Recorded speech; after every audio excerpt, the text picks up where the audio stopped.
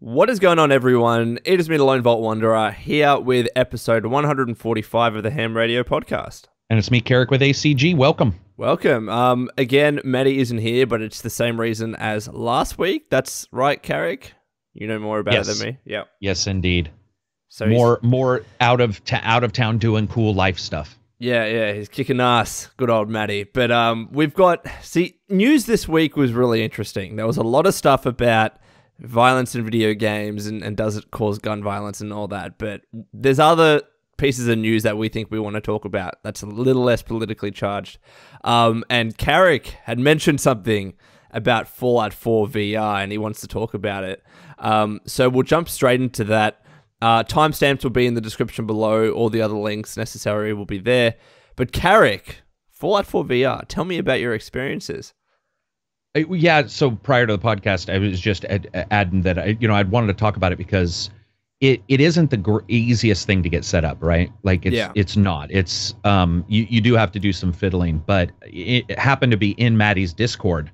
People were talking about what they liked and disliked about Fallout 4 and this morning. And I randomly posted, I was like, what's weird is now that I've looked back at my time, which I was explaining to you the podcast, I don't even want to say how many hours because that's embarrassing, but it's a ton.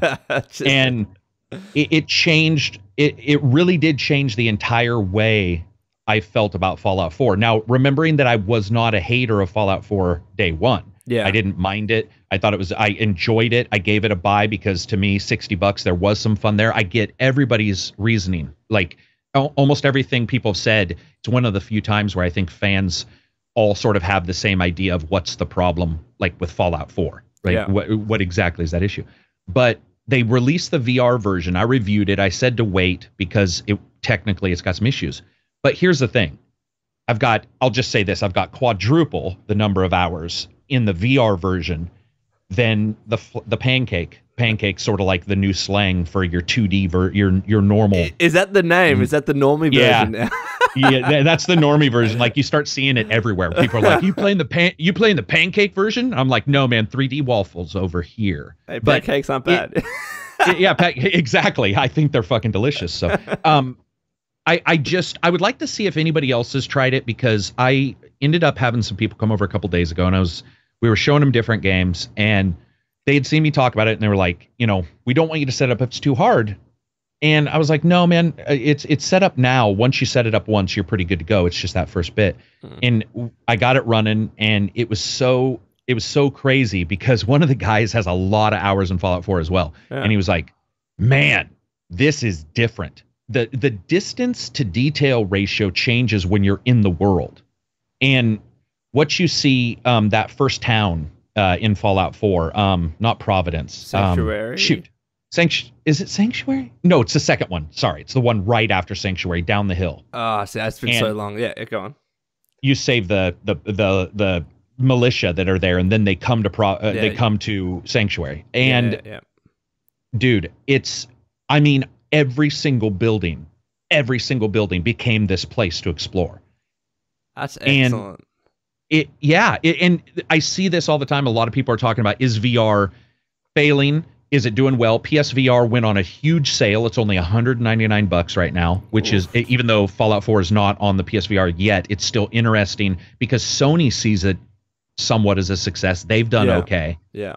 But it's one of those things where I don't think it's going to be, it's obviously not a platform it's not like a PS4 release where suddenly everybody's buying a PS4. It's more like, I've got some extra money and I want to see games in a different light. And whether it be Skyrim, which I wasn't a big fan of, or what have you, it is odd to me that when I was playing Fallout 4 and I was so intimately aware of what Fallout 4 was prior, that it changed that much in VR. I mean, it was so different to experience it with all the proper settings, so you felt as tall as you were in real life.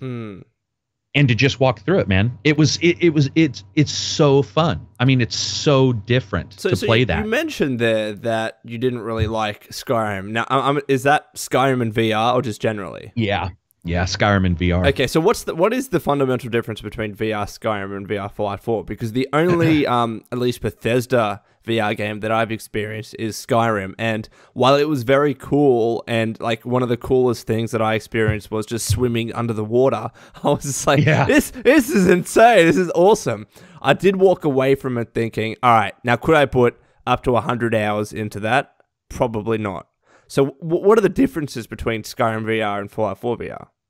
I think the first thing is one's on PC, one's on PSVR. PSVR is very blurry. It's the Skyrim resolution, yeah. Yeah, it's the resolution. And then you add in the fact that the controllers for a VR like mine, which is Samsung, Rift, Vive, they're made for VR, but you're using the Move, which is ancient. Yeah. And I just don't think, even if you play a game with a controller, you want to experience it. You want to grip a gun or a sword, and when you can't do that, or when it doesn't work exactly right, I think that's one thing. I think Skyrim also, I think graphics and resolution do matter in VR. They have to be at least somewhat crisp, and Skyrim's was just so blurry that it made me sick. And so that was one of the major problems I had with Skyrim, is I tried to play that so many times. Well, that was the one. I don't know if I thought I told you, but we had the party. We had 8 people here. All 8 went home sick. All 8 oh, God. In a row. No shit. I had people like laying on the floor, and it looked like the only thing they could do was breathe, or they were going to die because they were so ill. And the reason is moving to the side. There's human brain doesn't really work that well when you strafe in VR. Your brain doesn't see that movement very well. And Skyrim, you just happen to use it, bows and arrows. I think the difference between VR, to be brutally honest, Skyrim and Fallout, if you ignore all that other stuff, is that guns. And the reason why, or ranged, right? You can still get up close and personal in Fallout VR, but the VATS system just works in VR when you get it set up. It's so fun to go in that slow motion and use your VR controllers to like aim perfectly at a foot or a leg. Like there's something that's just one step above. And I think also Skyrim is just a little older, a little clunkier. It's already got interface problems with its menu. Things that, and the Pip-Boy, dude, I'm telling you, the first time you grab or you're playing Fallout 4 VR and you turn your left hand and the VR or the Pip-Boy appears on your wrist, it's pretty fucking epic. I could imagine that'd be pretty cool. Yeah, you're just like, whoa, I'm sort of here, So yeah. I just wanted to bring it up because I think that, it'll never be the big thing, but it is cool to experience a game on another platform and have it change so dramatically. So I have to, this is another question and another issue that I experienced with Skyrim VR, the whole how you walk and traverse through the world. So this was the click and point transport system. And look, that was fine, but the only problem, and I could never understand why they did this, they tied that to how much, it was like a meter that you gradually used up as you kept transporting when you were playing Skyrim. It was almost like AP in Fallout 4. So how does that work in Fallout 4 VR? You can choose. So you can do exactly what you're saying, which I hated, where like it uses stamina in some weird way. Yeah, it was stamina in Skyrim. That's right. Yeah. In Fallout 4 VR, and maybe the same in Skyrim because I don't remember, but in Fallout 4 VR, you can move normally with your thumb pad. Okay. Good. Or you can, do this teleport. And some people use a teleport to stop from being ill. Makes total sense. Fallout 4 does something a little different. It uses the science of peripheral vision, which is basically if you tighten the peripheral vision when you're in VR, for reasons, there's various different reasons why this happens. You get less sick. And so you can adjust this binocular view, I guess. So when you move forward fast, it sort of blurs on the edges of your screen. And what it does is it just tricks the mind into feeling a little less like what's happening at this moment, And what is the resolution with Fallout 4 VR on the Vive, right? That's what you're playing it on? I was playing it on the Vive. The big difference has been the Samsung Odyssey. So the Samsung Odyssey is 1440p technically. They've got a weird resolution. The Vive is lower than that. It's like I think the Vives are, if I remember right, the Rift and the Vive are just the 1080, the typical. And I will admit that I think that resolution matters so much that the change, because I had Fallout 4 VR and I played it on the Rift and I was interested in it, but you could see the pixels on the screen. The Samsung is just enough of a step up to where that's very difficult to see. Yeah, and to be honest, that's when it mattered. Like the first time that I experienced it, again, it was PlayStation 4 VR, and I've played it a couple of times now. If you're used to PC gaming, and this is not meant to sound elitist or anything, but let's say you're used to at least very high 1080p, if not 1440p, when you put the PlayStation 4 VR up to your eyes, you do very much notice the lack in resolution and just like the squaring around the edges and all that kind of stuff. So maybe even the Vive 2, Karak, I mean, that has 1440p, I think. I mean, they bumped that up, And so I was actually wrong. The Samsung is 2880 by 1600, and then the Vive Pro will be the same. And I think that's one of the things that people don't understand is the Samsung is pretty ahead of its time, because the sequels to these headsets are only going to be that resolution, which was surprising to me when they announced it, because I thought it was going to be a much higher resolution, like the Pixma or whatever it's called. Yeah. There's like a Pimax. Pimax is the other VR maker.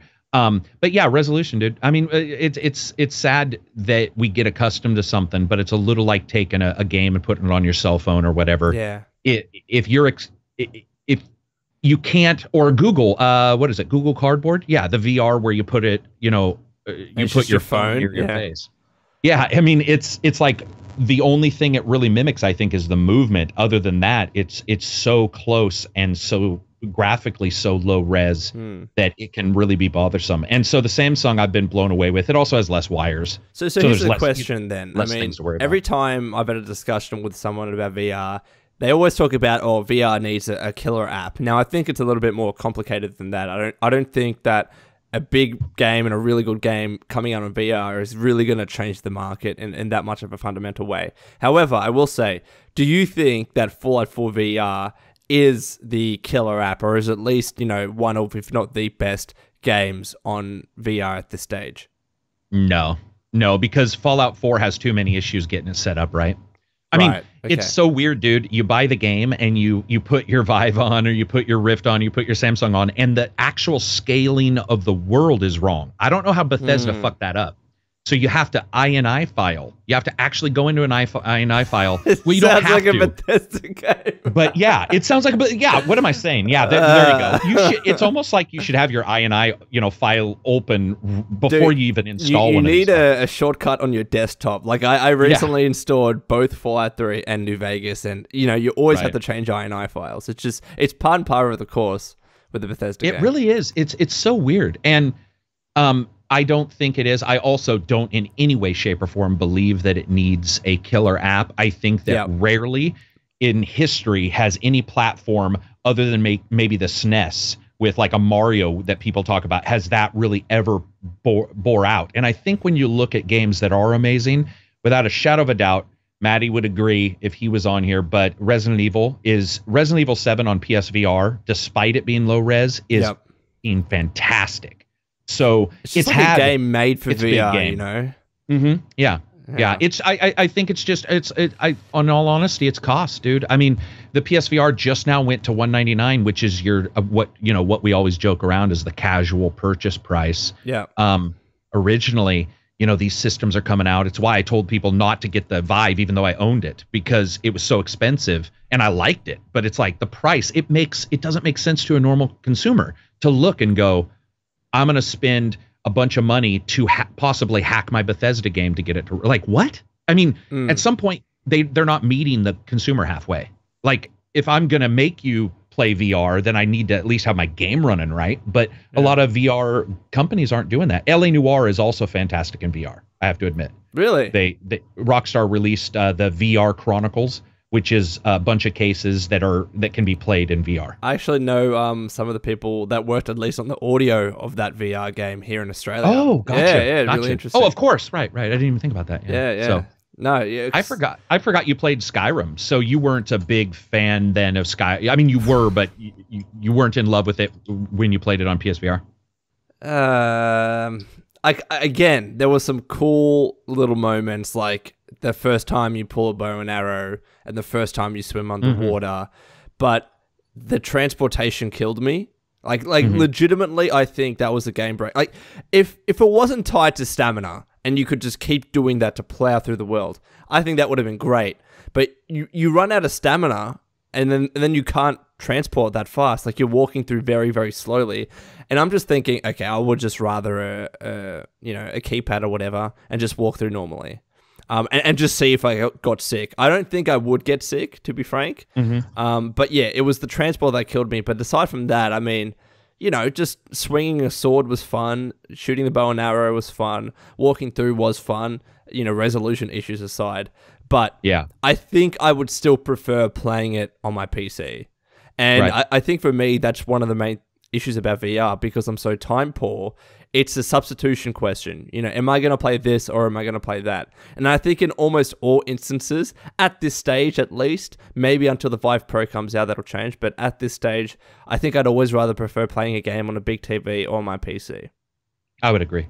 Yeah, I would definitely agree. Like that makes complete sense. And you're not the first person to say exactly those words. Like, do I want to grab a headset out and strap it to my face, and my fiance, wife, husband, whatever, sitting next to me, and here I am, looking like some Borg. And it's like, yeah. A lot of times people just don't want to separate themselves from that, and they don't want to wear something heavy for multiple hours, and it's one more extra thing to do. And yeah, I get it. Sometimes it's just the ease. I mean, maybe I've been, I don't know, really teased with the benefits of Switch, Like I can sit down next to my fiance, just play Switch as she's watching Netflix, or play on my PlayStation 4 and she's doing something on the computer. Like that just ease and accessibility, and not having to, change all those settings or whatever, even though you kind of experience that on PC. But yeah, I think that's still another barrier for me personally to VR. Did you see, the YouTuber Crowcat? I can't remember. Yeah, Crowcat.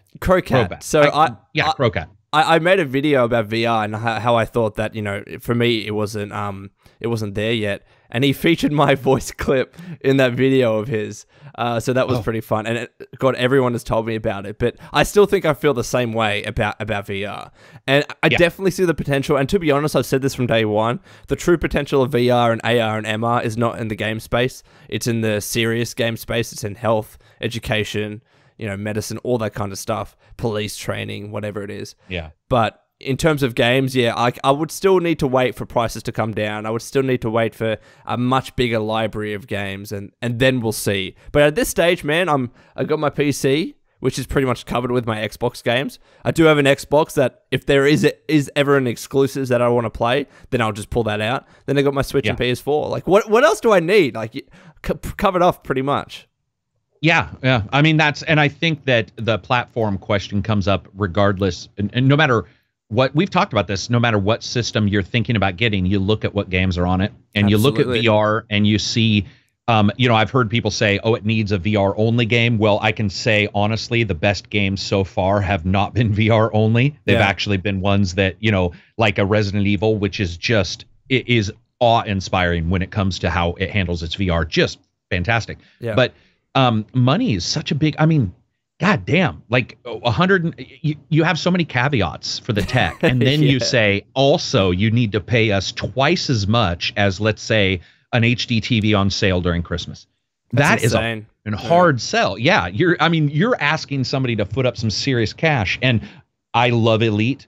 I will never play Elite on a pancake version, on the 2D version ever again. The VR version is amazing. War Thunder, amazing in VR. But man, would I never tell somebody to go get one. Like it would never come into my brain to say, you need to run and get one. I will show it to them, but there's no way I would want that on my side. Like, yeah. So as a final question then, like, what do you think is a palatable price for VR? Because bearing in mind, obviously you would need a PC for it too, unless, it somehow comes to, I don't know, maybe the PS4 Pro could be getting or allow a better PS4 VR headset. But what do you think is a good price for VR right now? Because I think in Australia, it's still hovering around the $900 to $1,000 mark. But let's say for the Vive or the Oculus or the equivalents, what do you think is a good price in US for VR? Probably the $199, but it would have to be better than the PSVR's resolution. Yeah, and that'll happen in time, like as they improve tech, as parts become cheaper, as manufacturing processes become much more efficient, it'll drop down in price to that. I mean, just remember how expensive game consoles and games were back in the 90s. You know what I mean? Like, it'll come down eventually. But yeah, any final thoughts on that? Or, because I was saying, we were speaking about PS4, and we might as well move on to all the games that I've been playing on that, because I really want to talk about Horizon Zero Dawn and also a little bit about Last of Us. Nope, that was it. I just wanted to bring it up because it was an interesting discussion in your guys' Discord, in Maddie's Discord. And then I think that, especially when you look at like where they're headed now in the next, this year or next year, they got to announce another game. Yeah. It'll be interesting to see, what they do.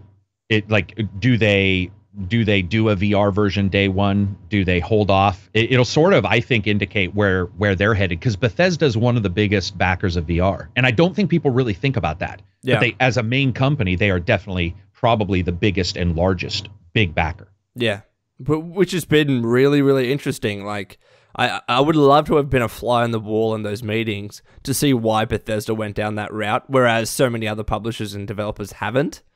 Right. I just would love to have understood their rationale, but it's probably something we'll never really know yet anyways.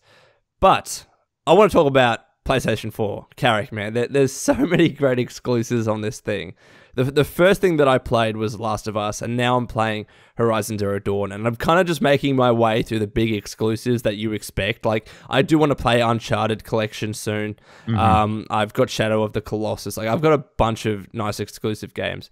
But Horizon Zero Dawn, it's such a beautiful looking game. Like, would you agree with me on that? It's just so fun, especially on the PS4 Pro. I'm having a blast with it. Yeah, it's easily one of the best looking games. Did you get the DLC for it, the Frozen Lands? So I don't have that yet. I'm just playing my way through the main game. Do you recommend the DLC? I recommend you get it as soon as you can, because it's a side mission, not an end mission. So right. It's much, and it also adjusts the weather effects in the game. Like, it adds real deformable snow in some places, and it adjusts some things, and it improves some things. So I would certainly suggest, if, regardless of what level you are, that if you're thinking about getting it, you just get it, because the way it sort of mends into the story, and it mends quite well. I wouldn't say it's seamless, but it's closer than most games, Interesting. When it comes to, matter of fact, it's so close. I'll tell you this, it's so close. Some people had issues finding the DLC in the game. Really? They were like, yeah, they were confused about how to activate it, and they didn't realize it's activated. There's just a special NPC, or 3 or 4 of them actually. Yeah. So what do you like? I mean, I got a question. What do you like? And then also, did you have an issue with the camera at all? Okay. All right. So I'll start off with what I don't like. The camera, yeah, it is a bit odd at times, and I don't want to blame the game too much, because I think it's part of it is because I don't really like third-person games. It's not that I dislike them, but I would almost, in all circumstances, prefer a first-person experience. That's why when I end up playing Evil Within 2, I'm probably going to play in the first person and not third person.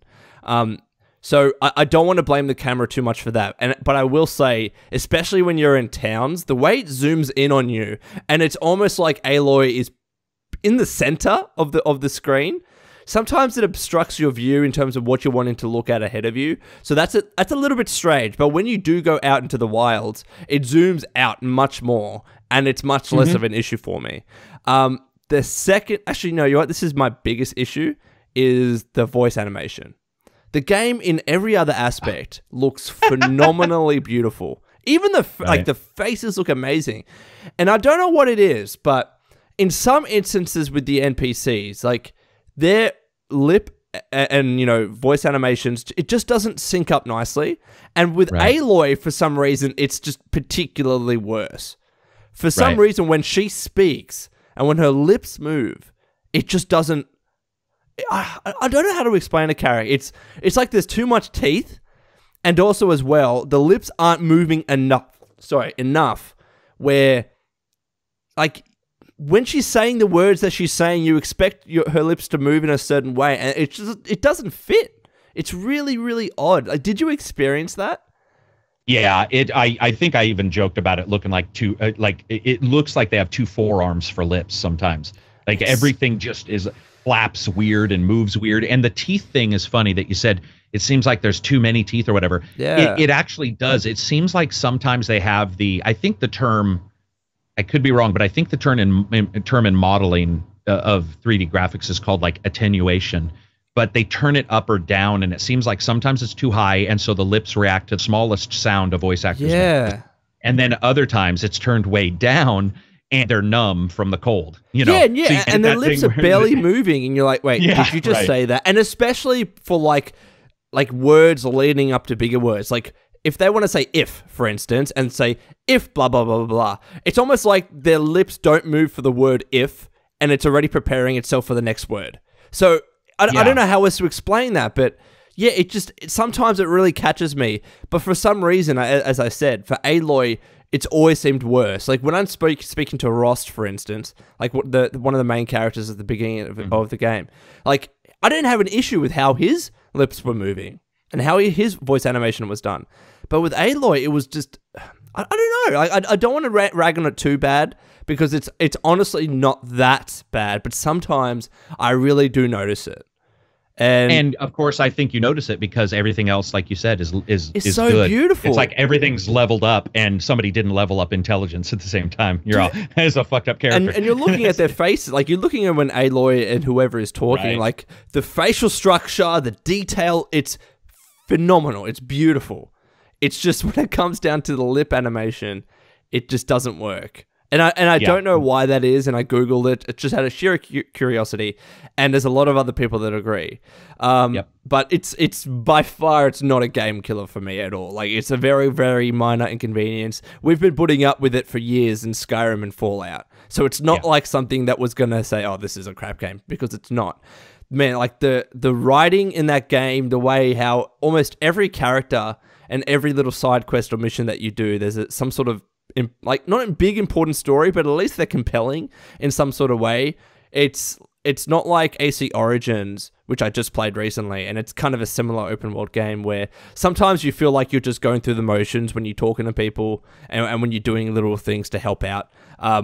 Sometimes the story side quest just didn't seem important, and the writing wasn't that great. But with Horizon Zero Dawn, man, oh, I love it. Like I will listen to every single piece of dialogue with every person because I'm fascinated as to what they have to say. I think everything lends itself really nicely. Also, I would say that Origins somewhat was a surprise in this element, but the world is so interesting. There's a lot of open world games that aren't super interesting to explore their world. You do Agents of Mayhem. Yeah. It's like after 5 minutes, you're all, all right, whatever. Like it just doesn't work. But dude, something about Horizon fucking lit my fire, man. I mean, the first time I was playing, I was just like, this thing, it's not only that it looks stupendous, it's that the developers and Guerrilla, they've got a GDC video, and I tell everybody, if you want to understand tech, go watch this video because they talk about the engine. But the engine, little things like most people don't realize that if you're on a prairie, you'll see rain before it ever gets to you because it's traveling with the clouds, and they actually modeled that. So you don't get that instant rain like in most games.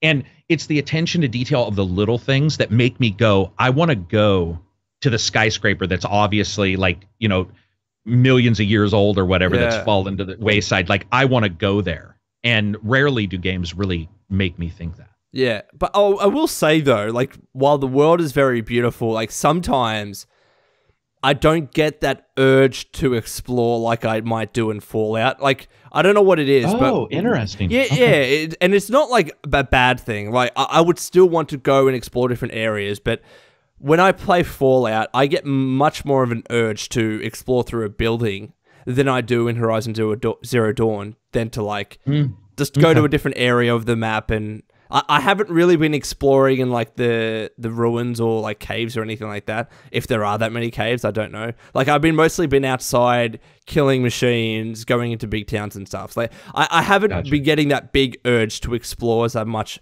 as I do in other games. But still, have you gone to the main city? Yes, I have. Where? Okay, wait, so hold on. Is it Meridian you're talking about, or another one? It's the one where you're traveling across and it goes into the desert. No, I haven't gone there yet. No. So, dude, I don't even know how to describe how amazing this is. Like, and this might be where I turned. So, where like I don't remember, because once you pass that, it's hard to remember prior. Like it's difficult to go, okay, did I like that or not? But I can tell you this. There's a particular thing where they're like, okay, the next quest is going to take you to the main city, whatever. And I can't remember the name. I think I'm at that point. I think it is Meridian. I think you're. You start running or whatever, and as you're moving, the terrain changes from that lush, the green, all that, the prairies, all those kind of things, to this desert. And very cool. The walk is very long, but you can see the city. I'm just blown away by their level of distance that they were able to do in this graphics engine. And you make it to this city after, a half an hour of walking. And that was one of the most surreal and just downright impressive moments in a game I've ever had, where I was just walking going, holy fuck, it feels amazing. And I was always looking for a new creature. I was always like, but the thing is I sort of get what you're saying, because they did not put, and people liked it for this, but I can see why some people didn't. They didn't put a lot to explore. They made it quite clear, actually. So the Fallout 4 feels different than a Kingdom Come. Skyrim feels different, than a Kingdom Come. Fallout 4 feels different than this. And I think one of the big things is because Bethesda is, the WWE of open worlds. Shit's happening fucking all the time. Right. Yeah. So I totally see what you're saying. But what about the camera and aiming? Because I had some issues when I was first playing. In what way? I felt like I had to sweep too often. Like I would, they would get behind me too many times, and I would have to do the thing where it's like you circle around, you turn, you have to spin. It just didn't feel like it really was sticky enough or quick enough for some of the combat. And I don't remember if this was the first guys, but I do remember. Yeah, it was a couple of the first guys. I just felt like she didn't react quickly enough on her spin. And when I turned the sensitivity up, that fucked it up instead of fixing it. It made it too twitchy, if that makes sense. Yeah, it's interesting for me because I had to turn down the sensitivity a little bit because... Oh, interesting. Yeah, okay. Not because of her general panning of the camera, more so in the aiming. Like I found like the default sensitivity was a little bit too high. But I don't know whether the experience that you're facing or the issue you're facing, was that because just the way the machines detect you? Like that's just how they were? No, I think I think it's how they were, and then combined with that camera system. Yeah. And some people that works for them. Other people it doesn't. It's a Dark Souls a little bit in some ways, where it's like things are trying to get behind you, you're trying to get behind them. I just couldn't get it to be sticky enough to where I felt like I could keep that enemy always in my screen somewhere. And so there were those times where, like you said, how they attack, they would do the leap, which I love. But sometimes I was just like, man, I wish this thing would just fucking sort of do what I want it to do. Yeah, there's no tether to the enemy that you're focusing on, right? Right. Yeah.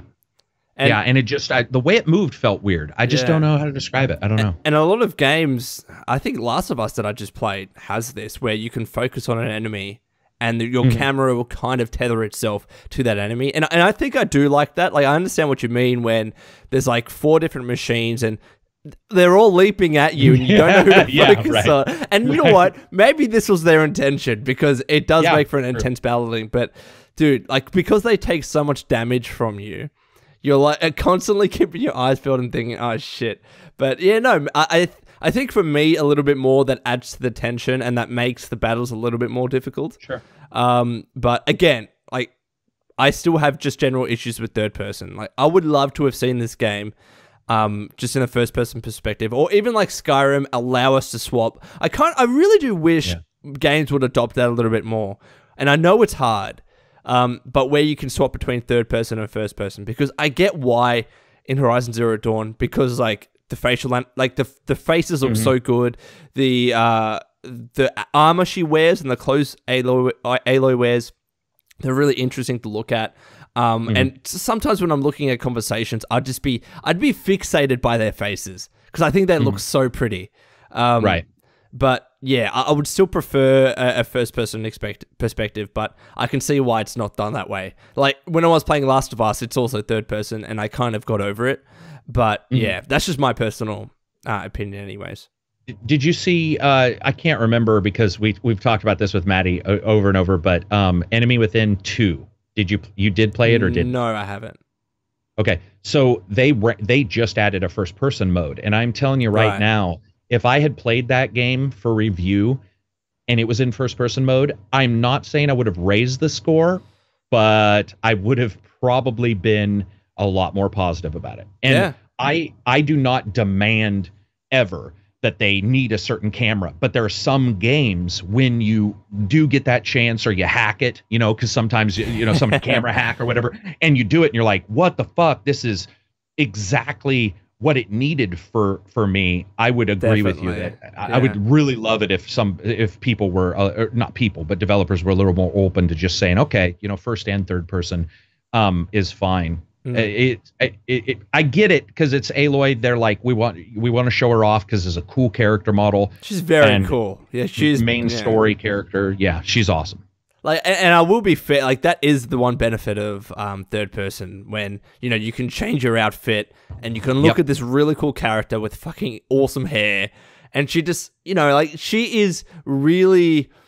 I don't think relatable. Maybe relatable is the right word, but I've fallen in love with her in terms of how you fall in love with a character. Like, I'm really behind her. I love how confident she is with her bow and arrow and enemies. Like, just some of the conversations she has, and looking at her face when she's saying these things.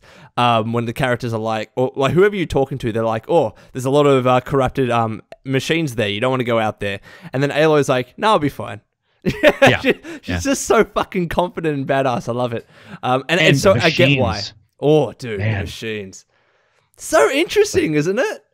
Yeah, it's cool too, because you could go a long time without realizing, you know, all the different weaknesses. You have to go into the HUD and sort of look at the lore, and you start picking up, you know, like the turtle characters that drop the big pod thing. I mean, like, there's always somebody weird, and then once the game starts to really unlock, which it sounds like you probably haven't got to, but I mean unlock as in your encounters. You start really encountering groups that are different. So you get two of the fast runners, and you get a big, you know, whatever, and you're fighting them, and then suddenly you accidentally have aggroed one of the, you know, Robo Tyrannosaurus Rex, whatever the fuck you want to call it. And it's that moment where I think third person does show scale a little better when, like, you see that you're barely as tall as a toe or something. You're like, oh, fuck, I didn't realize it was that big until it was like right on me. So the monsters, dude, there's something, the chrome and blue neon. I mean, I'm a sucker for that shit, dude, anyway, isn't it? Yeah.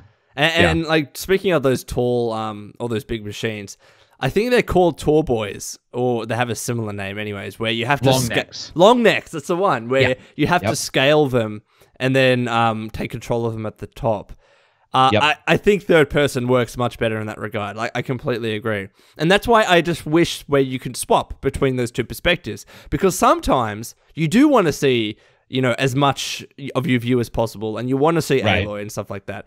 But yeah, dude, like, those machines, man, it's such a novel idea to treat machines like they were animals. Like, you look at the different machine types, and it's like, yeah, one's definitely a deer. One's definitely like a dog. Like, the scrappers are like dogs digging in the ground. You know, and then you got the long necks, which is kind of like an old dinosaur with, like, maybe like a giraffe, or, you know, what are those dinosaurs with the really long necks? I can't remember. Stegosaurus. Stegosaurus. Yeah, that's right. Brontosaurus. Sorry. Brontosaurus. And then, like, they have they're just really big, and they have long neck. Like, this game, I don't know what it, like, I don't know. See, I haven't got to that part in the story yet, so I'm just speculating as to what these machines are and stuff. But they could have easily have gone with regular animals, and they did to some extent with the bulls and stuff, but they could have easily have gone with regular animals. I don't think anyone would have complained, but it just makes the combat so much more interesting, right? I think it also, whether it be the telling of story through animation or what have you, but I think that they do a pretty good job with mimicking, because you just picked up on something I don't think I did, actually, but you just said the scrappers are like dogs, and I was like, wait, they were. But for whatever reason, my brain, I just didn't make that connection, but their animations literally are. And I think what that also does is they tried to have that duality of, like, well, she lives in this world as a natural state, and the machines aren't really attacking anybody for the most part. They aren't. They're mostly doing whatever machines do, and then you're like, gonna fuck you up. It's this weird dichotomy. And so the animation tells a cool story of a little bit of animal innocence, where you feel you take out one of those enemies and you're like, like it's fun and you want to, but at the same time you sort of question it, a little bit like Shadow of Colossus, let's say, where you're like, what am I doing right now? And to be honest, am I gonna find out?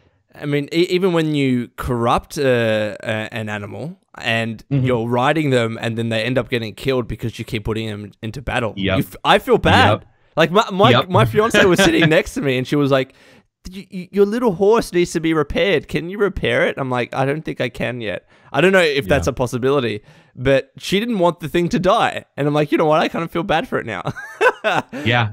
Guerrilla knows, I mean, who would have thought, dude, if you had sat me down and said what developer who's developed good or mediocre first-person games was going to develop Horizon Zero Dawn, it certainly would have never in a million years had me say Guerrilla Games. And it's fantastic. I suggest anybody who hasn't got a chance, maybe doesn't like a female character, I get it, whatever you may dislike or like, I certainly have told multiple people you should check it out anyway at its cost. It's not. It's now lower. So anyway, a little bit discounted anyway. Yeah. And I certainly tell people they should, see if they can at least look at it, because it's an experience that's pretty unique when you look at the other games, an Uncharted or what have you. And I really do think that a lot of people will like Aloy as a character. Like I don't know what it is, but she's really. Again, relatable, I don't think is the right word, but it's like you want to root for her and want her to do well in life. I don't know why she has that quality or charm about her. And I think a lot of it has to do with whoever voice acted her, because I think done a great job. And I really wish I knew who it was. But yeah, really good game. I'm having fun playing it. I can kind of see, like, I want to touch on one thing. Some of the side quests, like clearing out a bandit camp, for instance, the first one that I did, at least, it wasn't just like, oh, clear out a bandit camp and save these people. You found this person who, I don't want to spoil too much, but essentially this guy loves to kill bandits, right? Yeah, I know who you're talking about. Yeah. And they built the story of clearing this bandit camp through that character. So it wasn't just completely bland. Like, it actually had a purpose behind it. Like, oh man, I love this game's focus on character development and storytelling, and then everything else just falls into place. I think it's great. Yeah, I think they did a really good job, and I think it might be some of the best DLC I've ever seen for a game. Now we're gonna play it now. Yeah, it's one of the first times where you see this DLC. It actually started a whole new series on my channel because of it, because where it was like 10 cool little details. And I've seen this in tons of games, but they did some pretty crazy stuff. And I can't wait till you win or stop playing, whatever, so we can talk about it, because there's one very, very particular.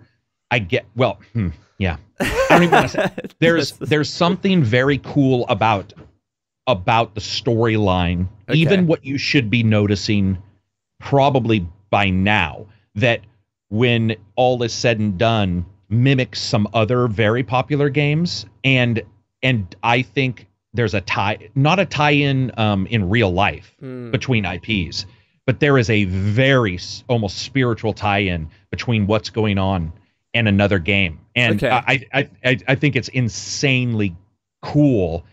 And I brought it up, and the writer for Horizon Zero Dawn just gave me a wink, and I was like, So I don't know if that's true or not, but the new deal, just get the DLC, because it just mins in. It's perfect. And it works. Okay, cool. So let's move on to just buying buying PCs in general, but also buying PC components. Like everyone knows at this stage, cryptocurrency mining is just going crazy. And as a result of that, GPU prices are going through the roof, particularly for NVIDIA's latest gen GPU. So the 1080s, 1080 Ti's, 1070s, 1060s to an extent. But I haven't seen the price increases as bad with the lower end cards. But prices are just shooting through the roof. And people have been saying that, well, it's actually cheaper now to buy a pre-built PC because all the costs are contained. you're still getting a good GPU and you're getting all these other parts. And also, mind you, retailers are saying, well, we'll sell you this GPU at relatively close to MSRP, but you also have to bundle it in with something else. And that's another way that they can kind of distinguish between people that are genuinely interested in gaming PCs, and people that just want to get a GPU for cryptocurrency mining. But you were saying something, Karak, about how people have been buying pre-built PCs and then selling the parts at a profit.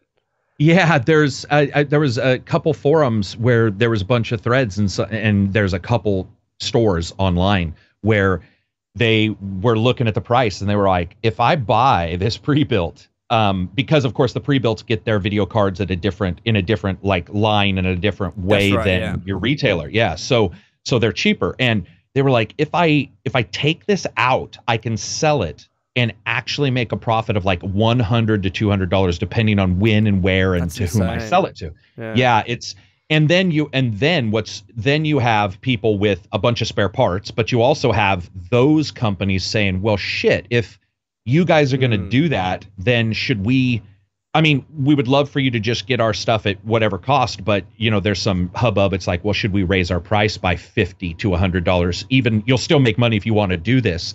But I think there's a lot of weirdness, and I know you and I own some crypto coin, but I don't like what it's doing to this, what we're seeing right now. But what is weird to me is, and I'm going to tell you, I just don't feel comfortable with any retailer saying, we're not going to sell you something. And it's happening here, even in my town, where they're like, you can't buy a video card unless you do this and this and this. And it makes me, there's something very, almost like Black Mirror about that. It's like, well, we get to control what you can buy. It's not money anymore. It's in a weird way, it's a social tag. Are you a crypto miner? And I get it, because people are going to get mad. I'm not saying it's that people should be able to buy them and ruin the market. I'm saying it's creepy to see some retailers say you can't, you just can't unless you buy it with other stuff, or you sign. There's one of the stores here has you like sign, and you can't buy more than one or two. That's what happens with medication. I mean, that's creepy. That's, you know what I mean? That's just, it's a little odd. But you just got a new PC. Were you lucky enough to get in right before this happened? Karak, I literally got in right before this happened. So I built my PC, but had the store build it for me. So I picked all the components. This was in December of last year, and I was literally like a month before all this cryptocurrency price hijacking happened, where, for example, the GTX 1080 Ti that I got increased in price by $350. And that's in a month. Like, I just bought it the month prior. So when people are like to me, well, has GPU prices gone up for you? And I thought, well, no, maybe Australia's in a bubble. And then I just searched back on literally the same retailer that I bought it from. The price had increased, and you can only buy one. So it literally says in red, one per person. And I'm thinking, dude, if I just waited a month, I would have to have paid like another $350 for this GPU. And that's like the price differential at regular cost between like a GTX 1060 and a GTX 1080. That's how big the price increase is.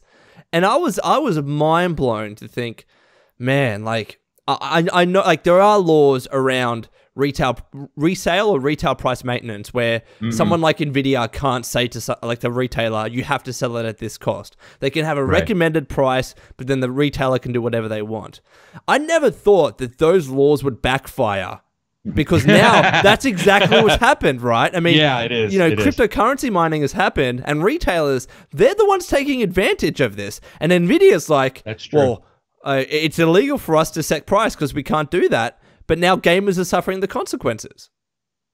That's true. I didn't even think about that. And I got my TI and made $100, by the way, because I sold my 1080. Yeah. So I made $100 by selling my 1080 normal and fucking then buying a TI. I got one at a little bit of a reduced cost, but because it was already rising, I just happened to make the switch just like you. Mine was, I think, in November or December, where I was like, oh, I might get a TI for VR and a little bit higher frame rate. And I fucking just slipped in and was like, I just made $100 profit and I have the TI.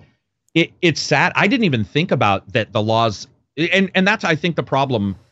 Not with laws. I don't want people to think I'm going crazy. I was just about to say that, but I think it's the problem when you have this kind of situation comes up that is world defining, and cryptocurrency, make no mistake, is going, like, that'll be something that when you and I get older, it'll be almost like the internet was to me, where I lived in a world pre-internet.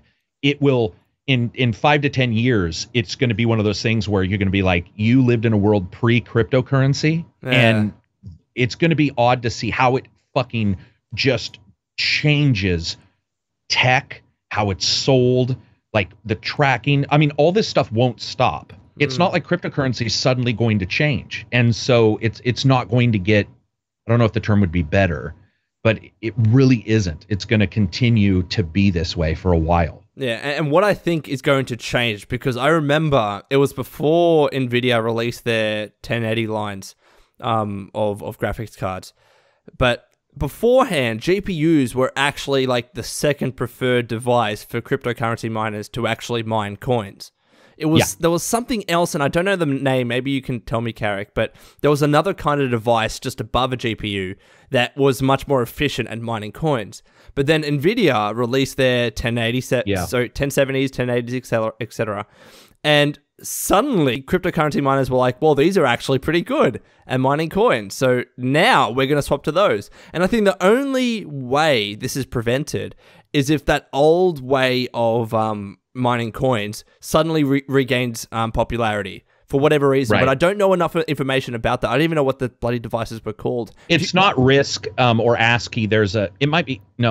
It's something like that. There's a particular, because I actually have one. They're little back in the day, you could buy a box, and it was a Bitcoin miner. That's right. This was pre like NVIDIA, or pre anybody writing programming, I guess, that allowed for the GPU. And then I still remember going to work one day, and they were like, somebody figured out how to get an NVIDIA at that time to do crypto mining. They were like, it's 4 times faster. I mean, that was with an unoptimized jump, when somebody's like, translating DirectX and OpenGL or something. And then all of a sudden we just have these huge jumps. I would say that we'll also see some crypto coins be CPU, bound, where they're CPU bound. And then people will be a little bit more hedgy. Do you know what I'm nervous about? And I am not, I want to make sure people don't think I'm an eco warrior. But the idea of pumping that much energy out, because if you hear people talking about the energy, and I'm like, where are you going to get that from? We were already, there was already like questions on how energy reliant we were going to be and where we get it from. And this has put like an insane stress on even just infrastructures of some locations. And it's going to be. They were saying that the energy used for Bitcoin mining was like more than the country of Finland or something like crazy like that. I'm like, that's insane, dude. Yeah, that's awesome. I mean, it's ridiculous. We live in a weird world. But here's the question, right? I mean, I know eventually there's going to be a point where you can't mine any more Bitcoin. I don't know how far away that is, mind you. Right. I think it's like 2040 were the estimates. Maybe I'm way off there. But I know there's going to be a point where, Bitcoin, no more mining. But there's a lot of other coins as well, like Ethereum and Litecoin and Dogecoin. I can't believe that's a thing. That was started off as a joke. It was literally some dude in Australia, and he sold all these things for like millions of dollars and gave it to charity. And he's like, I didn't expect it was going to get this big. No, he doesn't have it. Yeah, but sorry, what question were you going to ask me? I was just going to ask you if you've ever done it. No. Or have ever had the desire. Okay, gotcha. No, never done it. Never even had the desire. Like, look, I get the point of it. Like, I know why people want to have Bitcoin, but I can't be bothered, man. There's no interest there for me personally. Yeah, right. So yeah, I think I get it, and I think I understand that especially as we go a little farther, and more technology comes out, and people start, where the cards become even harder to get, there will be some kind of there's got to be something that comes forward and like sort of slows it down, because at some point you're just like, okay, great, hook up a nuclear furnace to my backyard because I've got 8,000 1080 Ti's running, and it's just and then you're cooling it too, right? So you're probably using energy to cool it, and It's just really interesting to see gaming, which you would have said a couple of years ago wasn't ever going to be affected. Yeah. Like you'd be all, well, why would that ever be affected? And now you have browsers hijacking your CPU power when you go to like Pirate Bay or whatever. They have all these nefarious extensions for Chrome where people found crypto coin mining in them. Isn't it crazy? And it used to be the domain, sort of like hacking. Yeah. It used to be the domain of the intelligent. And I don't mean to say that in a bad way, but you had to be hyper intelligent. You had to figure the programming out yourself. And now, dude, you go and you download the program. You just download a program. And I had to get the name of it because I didn't remember it before. So beforehand, they were called ASICs, right? Application specific. Oh, it was, okay. Yeah, integrated circuits. So ASICs were much more efficient at mining Bitcoins and other cryptocurrencies than graphics cards.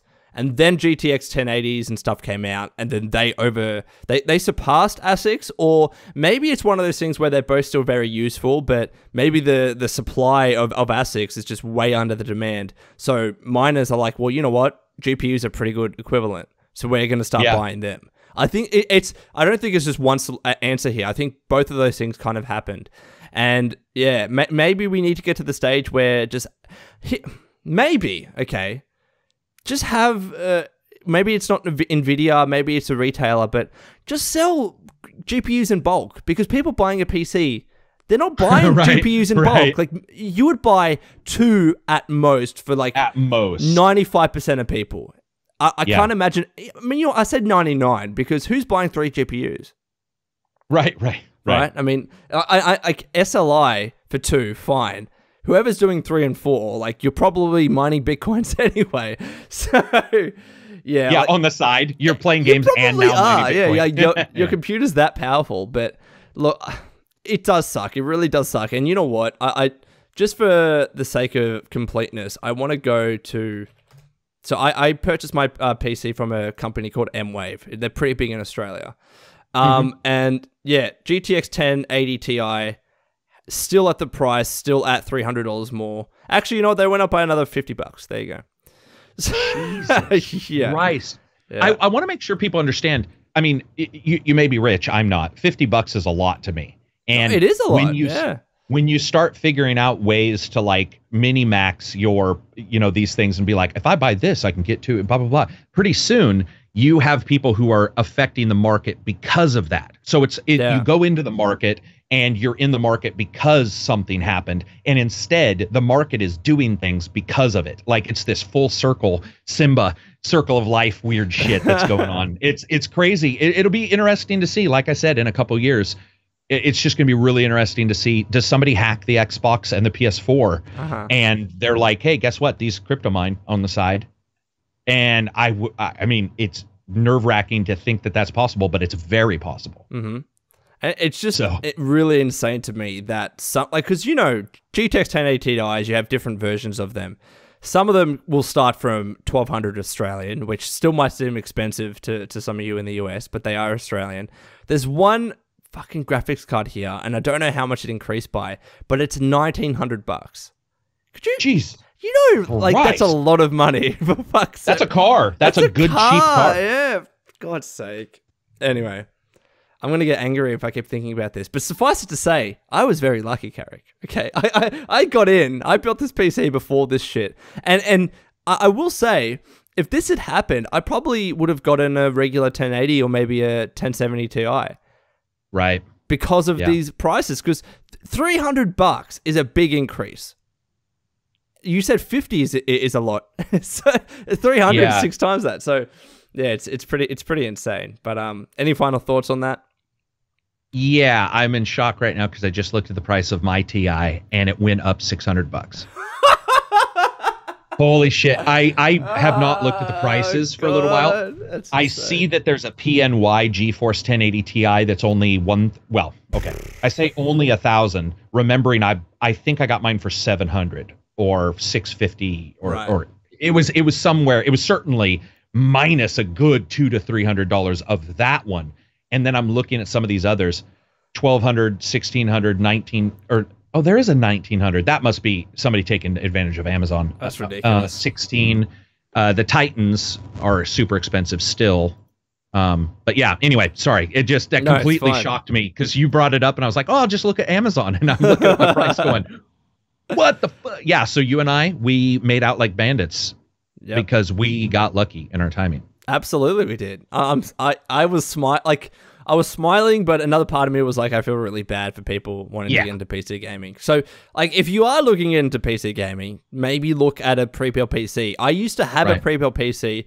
The only thing that I will say is get one that's not a small form factor because you'll be really restricted in what you can upgrade. Like, literally, with my old Alienware pre-built, I could only get graphics cards that were shorter than 10 inches long. Yeah, that weird graphics card requirement. Oh, dude, so I was like, oh, I can get this GTX 970 and all the 1070s are out of my range because they're all 10.5 inches. It was so annoying. Yeah. So if you do get a pre-built, make sure it's a big case. Or equally, get whatever one, and if you know how to move it into a bigger case, just do that yourself.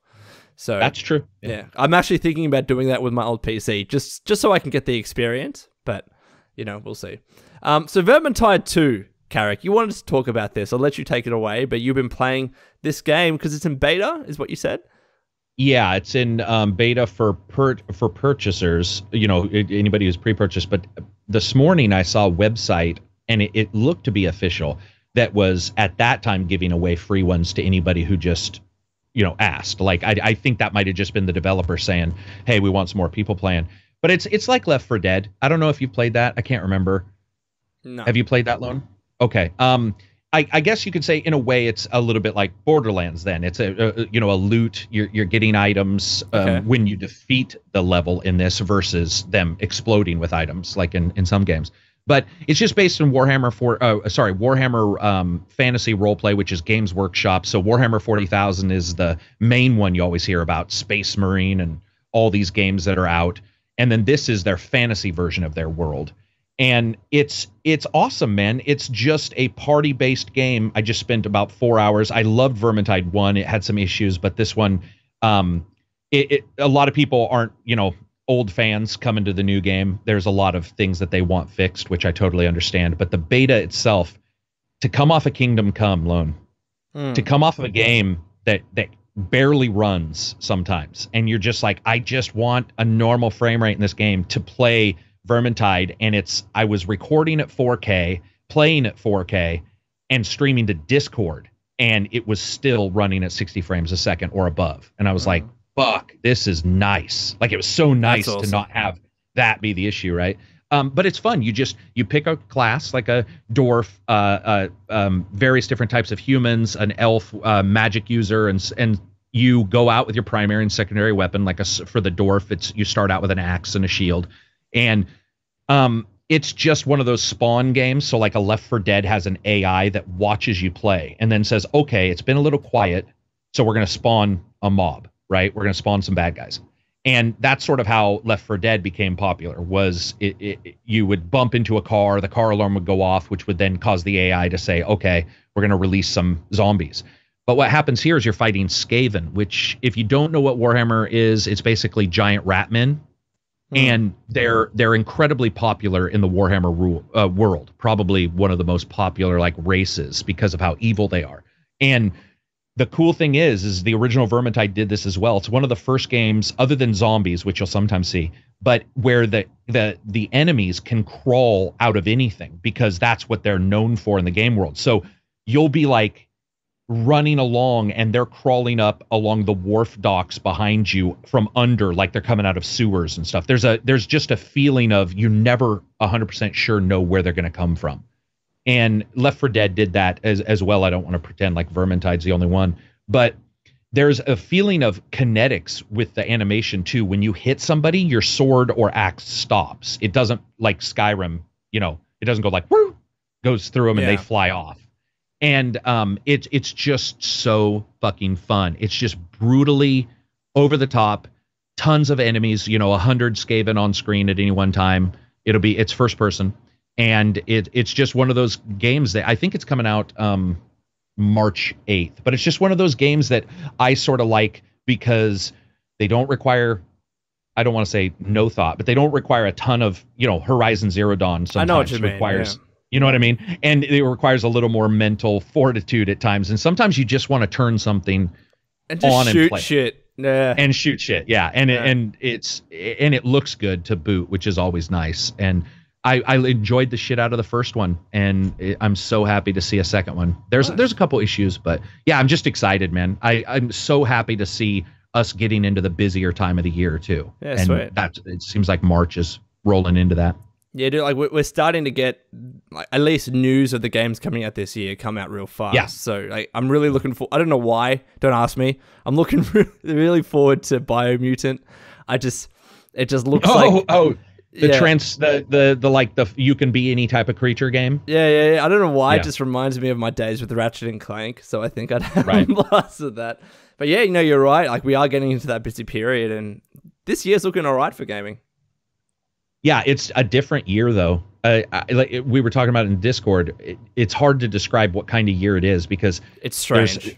It's strange, yeah. And maybe it's because last year a lot of us would have considered, I think you and I've talked about this, where you sort of consider last year one of the premier years, I guess, overall, if you take everything into account. And this year isn't bad because it's got Red Dead, which is gonna probably explode. Yeah. But it's these other games that you see, and to me it sounds really weird, but to me that's why I think I like these years better, because I get to experience some titles without the fucking hubbub that comes with a Star Wars Battlefront 2. There was so much political and rightly so, but so much political bullshit, so much just overall microtransaction shit, so much gameplay questioning that it was hard to experience it. It was hard to just experience it, numb and play it. I will say, do you remember how we did that podcast where we pretty much we said that 2017 was a really good year for gaming?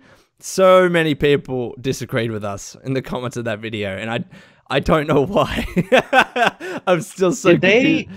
And weren't they also bringing up another year? Because I think we might have, of course, they might have just been argumentative, but I think we might have also said, they might have felt we excluded 2004. Is it 2014, which we hear a lot about, or 2012? I do think I remember going in there and seeing a lot of people be like, yeah, blah blah blah. This is but the thing is, Lone, if they don't have a Switch, let's say, they're not going to experience Rabbids. You are absolutely right. Or Zelda. Or Super Mario Odyssey. Like, God damn. Yeah. I agree. Yeah, so that's one entire leg. And I'm not saying people should run out and buy it. I'm just saying that's one entire leg people miss. And you're experiencing it right now with the PS4. You're like, I'm finally getting to play some of the exclusives. Dude, absolutely. And like, if we had that discussion when I'd played Horizon Zero Dawn, I would have been even more giddy about 2017, right? Yeah. And like, there's a bunch of other exclusives that came out last year that I still want to play. Dude, just the PS4 is an exclusive machine. I cannot wait. I'm literally every night playing an exclusive game on that thing, and I'm loving every moment of it. But anyways, I can't remember. Did you ever play? No, Nier? I never played Nier. But Nier that's not exclusive to PS4, is it? Well, it is PC. Sorry. Oh, it's on PC. It's PC and there you go. PS4. Yeah. Cool.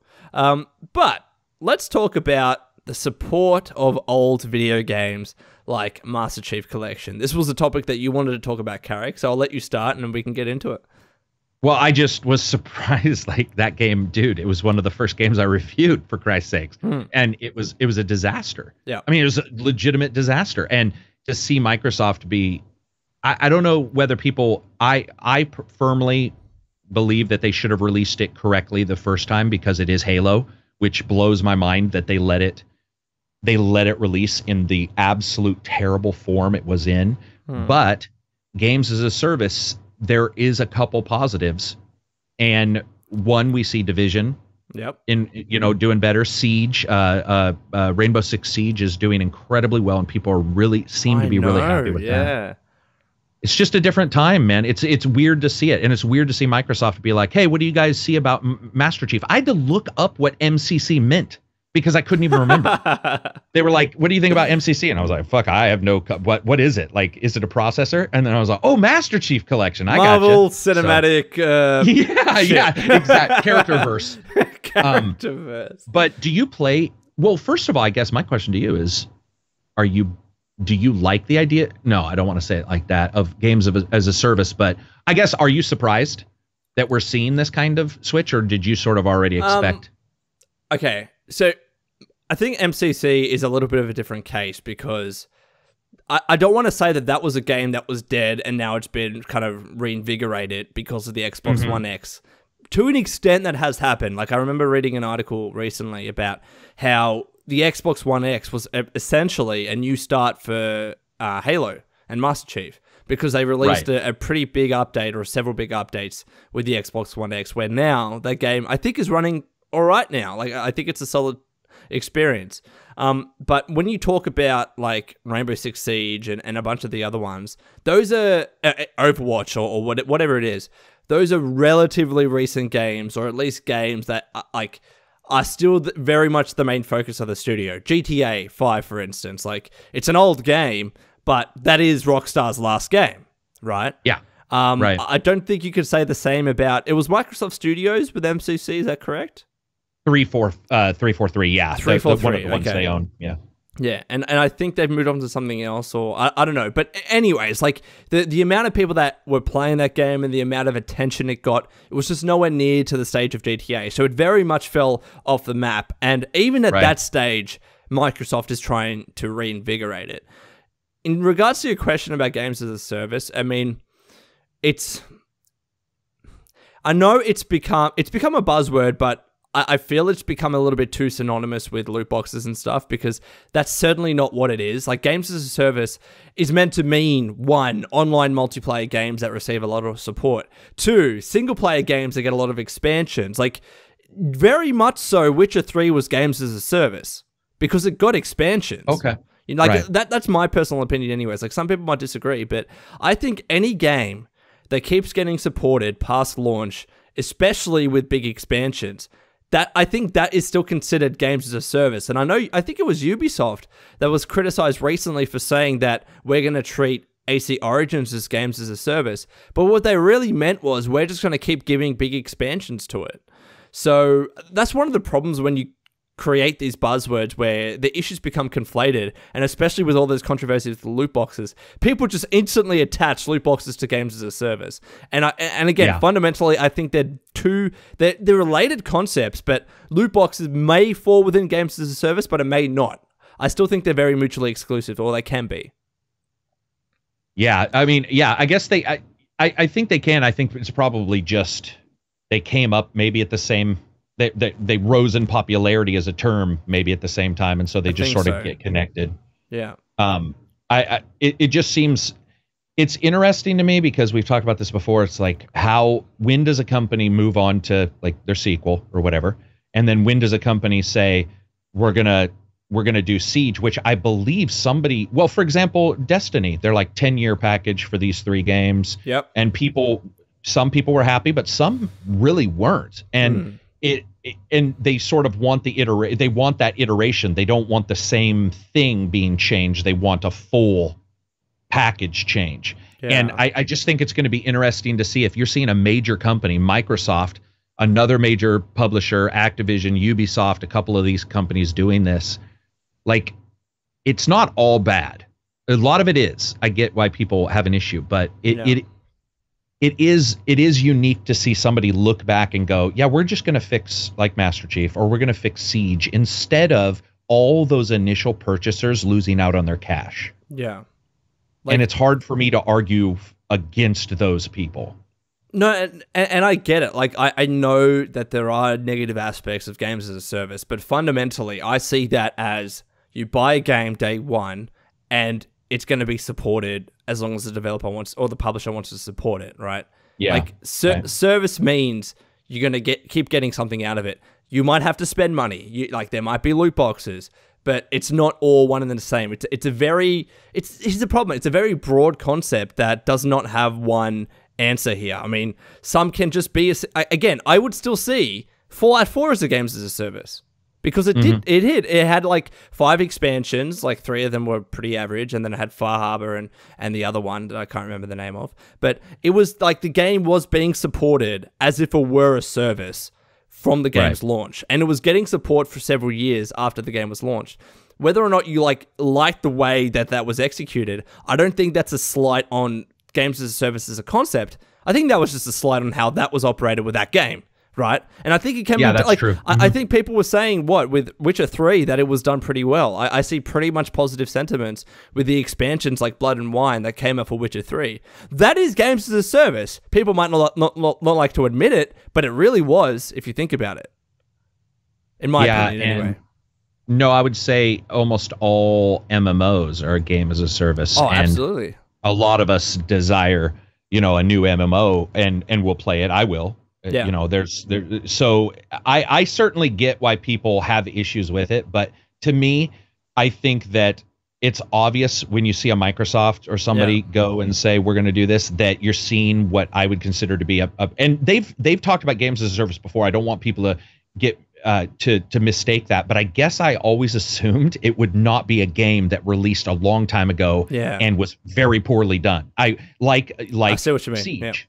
Instead, they were like, I guess I would have assumed it would have been a new one, or like a Gears or something. But and maybe that's just me being stupid. It is cool to see that though, because like I said, I do hate it when shit games or games that have so many problems are released and some people are happy, a lot of people aren't, and then we just move on. That can suck too. And I think we've all had that. It's easy to be like, I hate games as a service, but sometimes I think we've all had that time where we wish the game was a game as a service because it had some issues and they just dropped it. Yeah, like you want it to get updated. And again, like, look, I can see why people don't like the term, because very often it does go hand in hand with loot boxes. Very often it does go hand in hand with like crappy practices. Like I get that.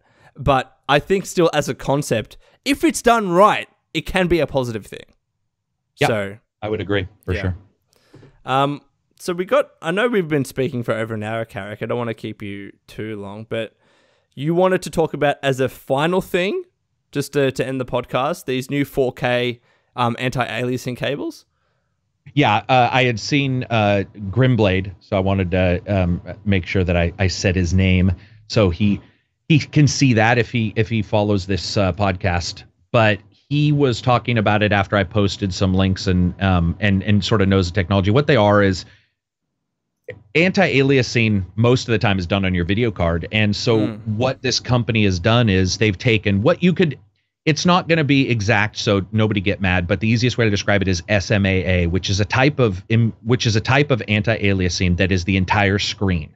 So they don't choose particular elements and say this will be anti-aliased, which is now that's the way it's done now, where people are like trying to be smarter with it. What happens is these companies have put this chip in the HDMI cable, and it actually does full screen anti-aliasing.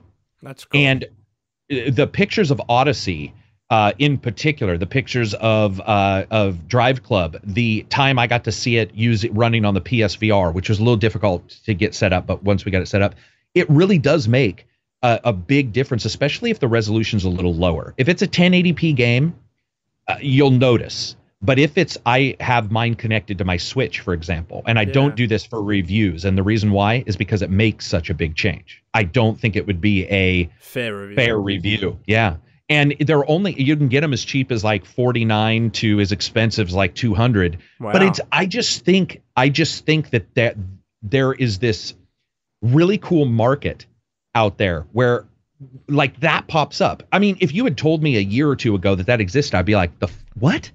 Like, what do you mean it doesn't need to see the frame buffer like in a video card? I don't understand. How is it doing this? And then to find out that it's sort of like upscaling in a way, but this one just applies, it checks for edges and then applies anti-aliasing to them. I'll have to send you a picture, Lone. And I don't want to send it in chat because I'm nervous it's gonna move if we've got chat set up a particular way. But and it'll move the picture or anything. But when you see it, you're just like, whoa, that's in some games. All right. Noticeable difference, in some games not. But it's very cool, and I've seen people talking about it and wanted to know about the tech and if it's real, because a lot of people wanted to know if that's even possible. And it absolutely is. These are chips that's their only thing. Cool. It's a little bit like an amp for a headphone. You should post the comparison picture to Twitter. I think that'll be good if you can do that. Like, I would love. Yeah, that's what I'll do. Yeah, sweet. Alrighty, cool. Dude, that's I wouldn't even think about that. You know what I mean? Like, I love how companies, they can come out of nowhere with an innovation and do something that no one else has even conceived. And you think, wow, that's actually a pretty good idea. Let's mass market the shit out of this. Yeah. That is exactly it. Yeah, it's crazy. And that's sort of what excites me about that tech in particular. Because I'm just like, because you can use it on your Xbox or you can use it on your PS4. And to me, we can argue about colors and HDR and all this stuff. But when somebody says, hey, man, this applies anti-aliasing, my brain's like, what? Like how?